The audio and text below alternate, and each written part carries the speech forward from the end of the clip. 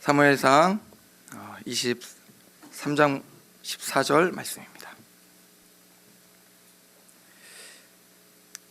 우리 큰 목소리로 함께 읽도록 하겠습니다. 시작. 광야의 유세에도 있었고 또 광야 산골에도 머물렀으므로 사울이 매일 찾되 하나님이 그를 그의 손에 넘기지 아니하시니라. 아멘. 제가 지난번 그 수요 예배 때 저는 외국인이 아닙니다. 저는 한국 사람입니다. 하도 저를 외국인이라고 말씀하시는 분들이 많아서 그렇게 저의 오해를 풀어드렸거든요. 보통 제가 서서 저는 외국인이 아닙니다, 오해하지 마세요 라고 이야기하면, 그리고 제 이제 재미있었던 일을 좀 말씀드리면 그 이야기가 이제 거의 끝나거든요. 근데 뭔가 이상해요. 뭔가 꼬였어요. 다 이 이야기가 더 확대돼 가지고 더 많은 이야기들이 들려왔습니다. 제가 이제 수요예배 끝나고 내려가니까 또 한 우리 전사님께서 저에게 오셔가지고, 강도사님 한국 사장님 싫어요? 이런 거 한번 해보세요 막 이러고, 뭐 또 한 번은 또 어떤 분은 김도환 강사님 알고 봤더니 유학파더라, 외국에서 공부하고 왔다더라, 외국인이더라, 뭐 이렇게 말씀하시는 분도 계신데 정말 저도 유학이라는 거 한번 가보고 싶습니다. 네. 심지어는 저희 초등부 교사 이제 회식 자리가 있었습니다. 이제 뭐 쌀국수 이런 거 먹으러 가자고 하셔가지고 베트남 쌀국수 집에 갔어요. 상상이 가시죠? 어떤 일이 있었을까요? 선생님들, 제가 이제 이래봐도 완전 전통 한국 사람입니다. 네, 그래서 이렇게 좀 향이 있고 외국 음식들을 잘 못 먹어요. 당연히 이제 가니까 이제 잘 못 먹었겠죠. 그랬더니 선생님들께서 아니 왜 강도사님 나라 음식을 왜 이렇게 못 드시냐고 막 저한테 화를 내시더라고요. 이제 대박은 이틀 전이었죠. 이제 앞으로 또 이런 일이 있을까 정말 아찔한데요. 이제 이틀 전에 아까 말씀 이제 목사님께서 해주셨듯이 이틀 전에 저희 가정에 이제 성탄절에 하나님께서 크리스마스 선물로 저희 가정에 이제 아들을 주셨습니다. 태명도 선물이었는데 하나님께서 20일이나 예정일을 좀 앞당기셔가지고 급하게 나오게 하셨어요. 그래서 이제 제가 저희 아기 사진을 찍어가지고 저기 교육자분들에게 이렇게 사진도 보내드리고 그동안 기도해 주셔서 참 감사합니다 이렇게 막 보냈습니다. 다들 축복한다, 잘생겼다, 멋있다, 뭐 고생했다 이렇게 축복의 말씀들을 해주시는데 또 한 전사님께서 어머 아기가 너무 이국적으로 생겼어요 그러는 거예요. 이게 저에서는 웃음으로 끝나는데 이게 자식 가지고 그러니까 아니 그 갓난 아기가 어떻게 이국적으로 생겼는지 안 생겼는지 그걸 어떻게 알겠습니까? 근데 그런 얘기도 들리고 정말 보통 이런 얘기가 끝나는데 더 막 이런 외국 이야기가 막 확장되고 있어요. 다음에 제가 설교하러 올라올 때 또 어떤 일들이 또 일어났을지 좀 너무나 궁금합니다. 여러분 이 시간 짧은 시간이었는데 여러분 재밌으셨죠? 네, 저를 팔아서라도 여러분들을 웃겨드렸는데 우리 늘 삶 속에서 웃음이 가득하기를 소망합니다. 우리 옆 사람과 인사 한번 하겠습니다. 웃으며 삽시다. 네, 반대쪽 사람과도 인사해 주시기 바랍니다. 웃으며 삽시다. 포기하지 않으시는 하나님이라는 책을 쓴 이완용 장로님이라는 분이 계십니다. 이번에 현재 한의원 원장님이시기도 하고 또 포천의 평강식물원이라는 곳에 또 책임자이기도 하고 또 이제 한 교회의 장로님이기도 합니다. 그분이 책에 쓴 내용은 이러합니다. 하나님은 우리를 절대 포기하지 않는다라는 거예요. 6.25 전쟁 때 아버지를 잃고 홀어머니 밑에서 커서 아버지가 없다라는 그런 열등감에 늘 시달렸다고 합니다. 그래서 상처가 많았대요. 그리고 가난했고 힘든 시간들을 보내다가 이제 고등학교에 정말 어렵게 입학했는데 얼마 안 있다가 이제 교통사고가 났다고 합니다. 근데 이제 또 교통사고가 났는데 치료받을 돈이 없어가지고 끙끙 앓다가 그 한약방을 찾아 들어가서 침수를 쪼르고 쫄라가지고 간단한 침수를 배워서 자신의 몸에 막 침을 놓고 치료했다고도 합니다. 그때 하나님께서 그분에게 꿈을 주셨대요. 내가 침수를 열심히 배워서 나와 같은 사람들에게 침을 놔줘야겠구나. 그래서 이제 대학을 준비했다고 합니다. 그는 가난했습니다. 교통사고로 학교를 잘 다니지 못했다고 해요. 그래서 공부도 늘 꼴찌였다고 합니다. 그런 상황에서 대학 시험을 봤어요. 붙었을까요? 떨어졌을까요? 붙었을까요? 떨어졌을까요? 네, 맞습니다. 떨어졌어요. 그래서 또 하나님께서 주신 마음이 있어서 또 열심히 준비했습니다. 이제 시험을 봤습니다. 떨어졌을까요? 붙었을까요? 네, 떨어졌습니다. 또 하나님이 주신 마음을 붙잡고 열심히 공부했습니다. 떨어졌을까요? 붙었을까요? 떨어졌습니다. 그렇게 4수, 5수, 6수, 7수, 8수의 끝을 내고 이제 그 동국대학교 한의학과를 들어갔다고 합니다. 또 그곳에서 열심히 또 공부하고 연구해서 이 비염에 아주 특효약인 청비안이라는 약을 개발했다고도 합니다. 그분이 그 책에서 하고 싶었던 말은 내가 힘들고 가난하고 공부도 꼴찌였지만 그런 나에게 하나님께서 계속해서 공부하고자 하는 마음들, 꿈을 향해 나아가고자 하는 마음과 믿음들을 계속해서 부어주셨고 하나님은 포기하지 않으셨고 그래서 오늘날 내가 있습니다. 나의 과거도 현재도 모두가 다 하나님의 작품입니다 라는 내용입니다. 오늘 우리가 읽은 이 본문도 포기하지 않으시는 하나님이 어떤 하나님인가 잘 나타내주고 있습니다. 하나님께서 참으로 별 볼 일 없는 다윗을 선택하셨습니다. 이 고대근동 시대에는 집안에서 가장 영향력 없고 튀지도 않고 힘도 없고 정말 연약한 그 가족의 한 그 식구에게 양치는 일을, 양을 돌보는 일을 맡겼다고 합니다. 그만큼 다윗은 그냥 평범하기도 못해 더 정말 연약한 사람이었어요. 그런데 그런 다윗을 하나님께서 선택하셨습니다. 기름을 부으시고 왕으로 세우신다 말씀하셨죠. 그리고 이제 하나님께서 그와 함께 하시니까 성경의 사무엘상에 계속 보다 보면 하나님께서 그와 함께 하심으로 그의 하는 일이 다 잘 되었다고 합니다. 하나님께서 함께 하셨기 때문에 그가 하는 일도 그가 나가는 전쟁도 다 승리할 수 있었습니다. 그런데 이제 그를 이제 다스리고 있는 그 나라의 왕의 사울 왕이 그를 이제 미워하기 시작했죠. 시기하고 질투하기 시작했습니다. 왜냐하면 그런 다윗을 자신의 백성들이 다윗을 찬양했기 때문에 이제 미워하고 질투하다가 결국에 이제 그를 죽이려고 하죠. 그 이제 죽이려는 그 사울을 피해 도망자 신세가 되어버렸습니다. 이런 다윗의 삶은 사실 하나님께 선택받아 기름 부음 받은 자의 삶이라고 하기에는 조금은 어색합니다. 만군의 여호와 하나님께서 선택하신 사람. 그런데 그의 삶에는 너무나 고난이 많고 힘든 일들이 많아요. 만군의 여호와 하나님께서, 통치자 하나님께서 그를 선택하셨다라고 하기에는 조금은 어색합니다. 그러나 이 다윗의 스토리는 고난과 환난 속에서도 하나님의 부르심과 뜻을 이뤄가시는 하나님 나라의 원리를 잘 보여주고 있습니다. 우리가 21장, 22장, 23장의 몇 가지 사건들을 좀 살펴보면서 하나님께서 주신 은혜들을 좀 나눠보려고 하는데요. 첫 번째 사건을 좀 보도록 하겠습니다. 다윗이 사울을 피해 도망친 곳은 그 제사장들이 거하고 있는 노비라는 성읍이었습니다. 그가 아히멜렉이라는 제사장을 만나 두 가지 아이템을 얻게 됩니다. 우리 사무엘상 21장 6절, 9절 우리 같이 한번 읽어보도록 하겠습니다. 6절 먼저 읽어보도록 하겠습니다. 시작. 제사장이 그 거룩한 떡을 주었으니 거기는 진설병 곧 여호와 물려낸 떡밖에 없었음이라. 이 떡은 더운 떡을 드리는 날에 물려낸 것이더라. 그리고 9절 시작.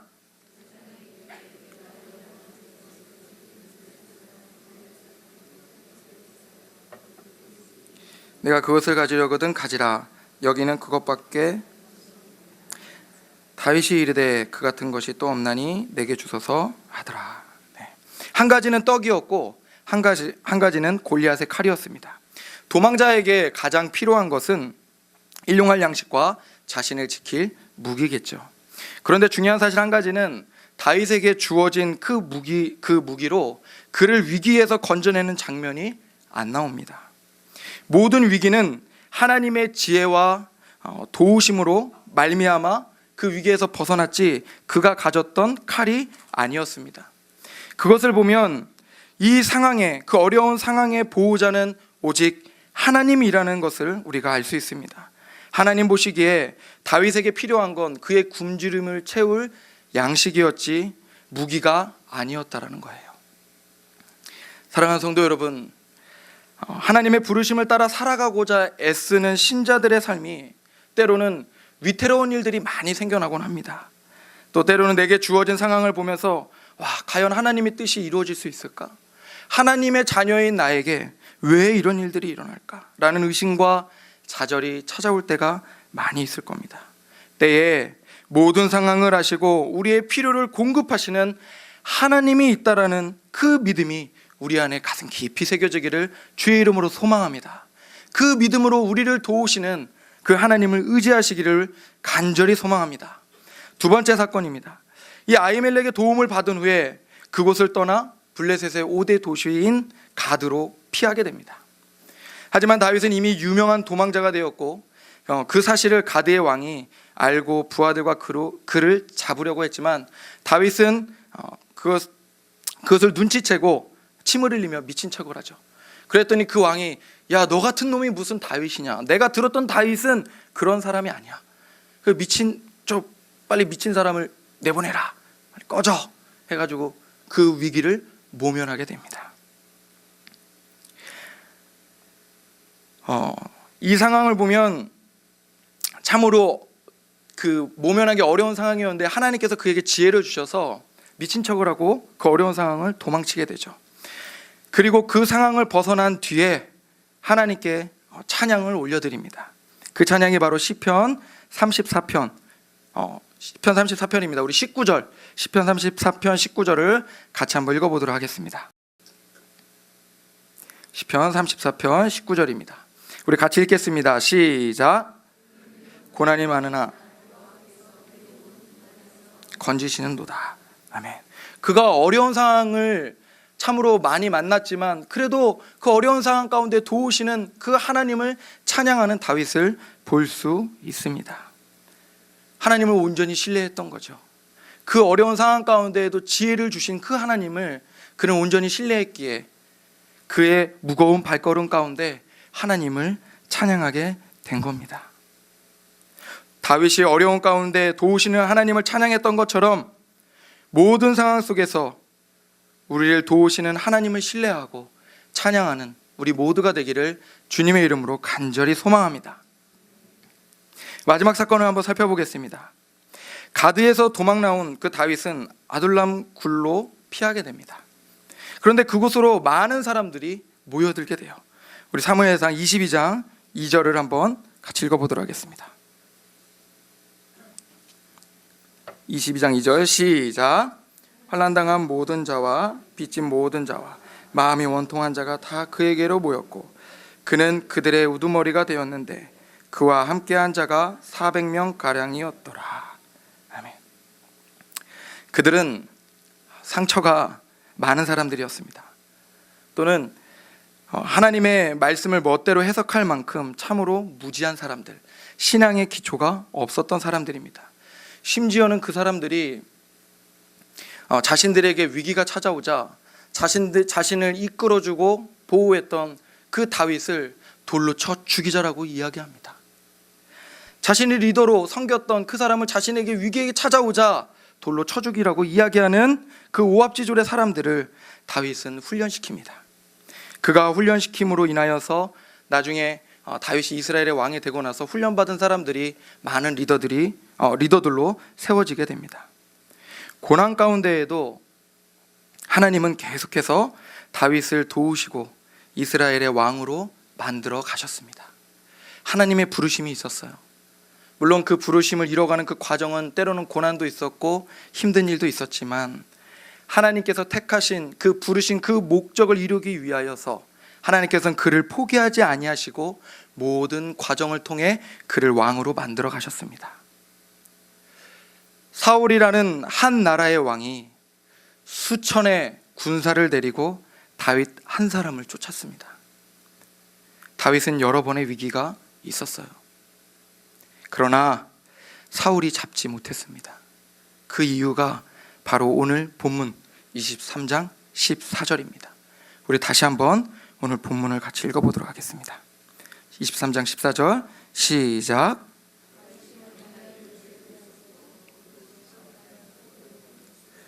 사울이 매일 찾되 하나님이 그를 그의 손에 넘기지 아니하시니라. 아멘. 이것이 그 이유예요. 수천의 군사가 다윗 한 사람을 쫓았지만 잡을 수 없었던 이유. 하나님이 그를 그의 손에 넘기지 아니하시니라. 하나님이 허락치 아니하시는 겁니다. 아무리 바람이 불어도, 아무리 폭우가 쳐도 하나님이 꺾지 아니하시면 온전히 믿음으로 굳건히 서 있는 겁니다. 바로 이것이 하나님께 선택받은 신자들에게 주어지는 특별한 은혜인 줄 믿습니다. 말씀을 좀 맺겠습니다. 하나님의 뜻을 따라 사는 신자들의 삶은 하나님의 뜻을 따라가는 삶이기에 순탄할 것 같지만 반대로 위험과 고난과 환난과 핍박이 찾아올 때가 많이 있습니다. 사람의 생각으로는 이해할 수 없는 일들이 너무나 많죠. 나에게 왜? 내가 이렇게 열심히 살았는데, 내가 이렇게 하나님을 열심히 믿었는데, 내가 참으로 열심히 섬겼고 열심히 울었고 열심히 땀 흘렸고 함께 울고 함께 나아가는데 왜 나에게 이런 고난과 핍박이 찾아왔나? 사람의 생각으로 이해할 수 없을 때가 너무나 많이 있습니다. 그러나 하나님은 가장 적절하고 가장 효과적인 방법과 적절한 때에 하나님의 백성을 인도해 가신다라는 그 믿음이 오늘 이 방 가운데 가슴 깊이 새겨지기를 주님의 이름으로 소망합니다.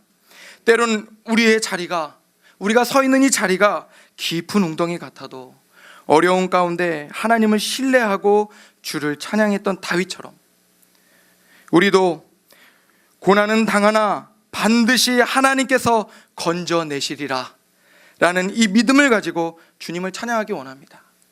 우리 찬양 중에 우리가 잘 아는 찬양도 있잖아요. 눈을 들어 주를 보라, 내 모든 염려 주께 맡겨라. 슬플 때에 주님의 얼굴 보라. 주님이 참 내 안식 주리라. 아멘. 믿음을 따라가는 신자들에게 주어지는 특별한 은혜는 절대로 포기하지 아니하시는 하나님께서 나와 함께 하심으로 결국 반드시 하나님의 뜻을 이루신다는 형통한 삶이 주어진다라는 것을 기억하기를 소망합니다. 절대로 포기하지 않으시는 그 하나님께서 딱 한 가지 포기하신 것이 있습니다. 우리 로마서 8장 32절 우리 함께 읽겠습니다. 로마서 8장 32절입니다.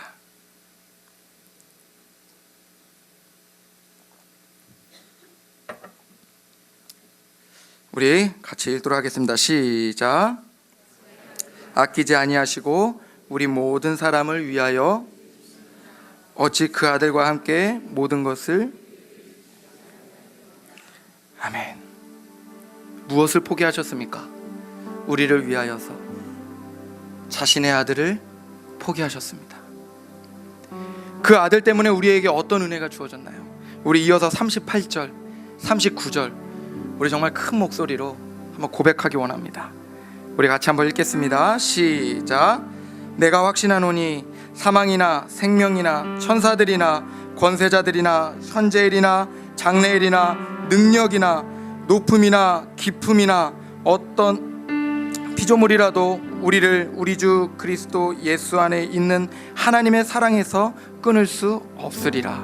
아멘. 우리를 포기하지 아니하시기 위하여서 자신의 아들까지 포기하시는 지독한 하나님의 사랑이 오늘 나와 함께하고 있다는 것, 자신의 아들을 죽이시기까지 우리를 포기하지 아니하시고 그 지독한 손으로 우리를 굳건히 붙잡고 있다라는 그 사실을 오늘 우리가 기억하기 원합니다. 할렐루야. 오늘 우리가 함께 찬양하며 기도하기 원합니다. 오늘 우리가 부를 찬양은 외라는 찬양인데, 오늘 이 찬양이 우리 모든 성도 여러분에게 하나님께서 들려주시는 음성이 되기를 원합니다. 하나님께서 여러분들을 위로하시는 응답이 되고 음성이 되기를 간절히 소망하는 마음으로 우리 외라는 찬양 우리 함께 고백하고 찬양하겠습니다. 왜 슬퍼하느냐? 왜 슬퍼하느냐? 왜 걱정하느냐? 왜 걱정하느냐? 무엇을 두려워하느냐? 무엇을 두려워하느냐?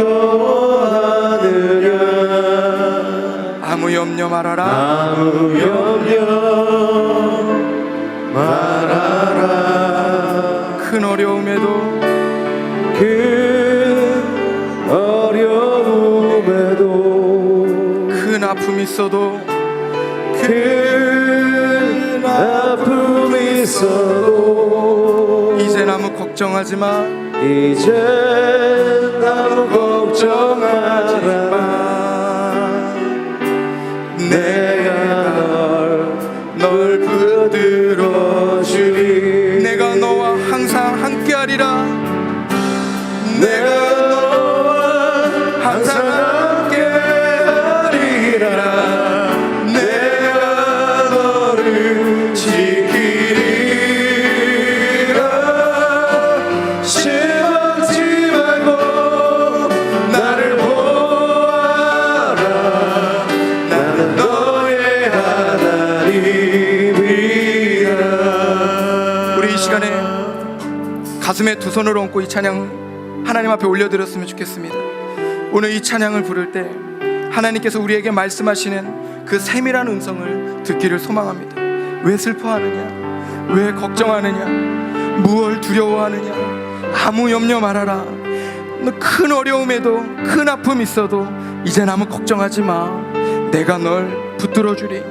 내 아들까지 포기하고 내 아들까지 죽이고 내가 오늘 너를 포기하지 아니하리라.